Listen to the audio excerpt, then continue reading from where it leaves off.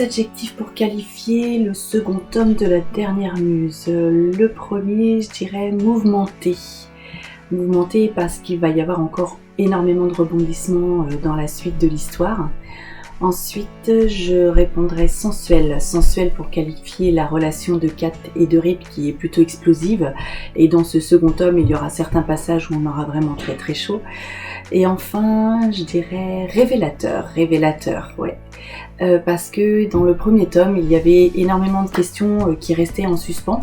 Et le second tome est bien évidemment là pour apporter toutes les réponses.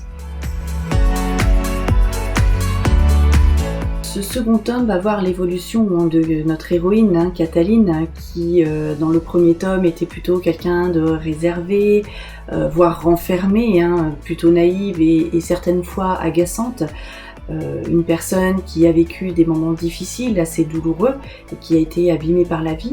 Donc le fait de découvrir sa vraie nature va lui permettre vraiment de révéler son caractère et de prendre la main sur sa vie et sur la suite de l'aventure. Donc c'est vraiment elle qui va mener la danse tout au long du tome 2.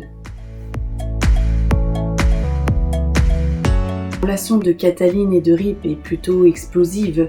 C'est la rencontre du feu avec la glace. Cataline représente le côté froid, le côté frileux. Elle va découvrir tout un tas de nouveaux sentiments au contact du démon, comme le désir, la passion. Elle va finir par accepter même sa féminité à son contact. Alors que Rip, lui, il représente le danger et le côté sombre. Il est provocateur, voire cruel parfois.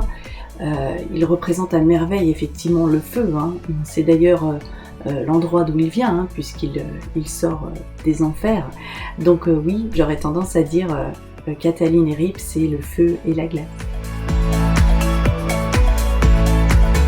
Alors mon petit rituel d'écriture, donc c'est plutôt le soir, une fois que les enfants sont couchés, quand la maison est au calme, je m'installe à mon bureau et je mets ma playlist préférée et je m'évade avec mes personnages dans leur univers. Bien évidemment, ils sont en permanence avec moi, dans ma voiture, sous ma douche, et ils me racontent leurs aventures que j'essaye de retranscrire ensuite sur écran.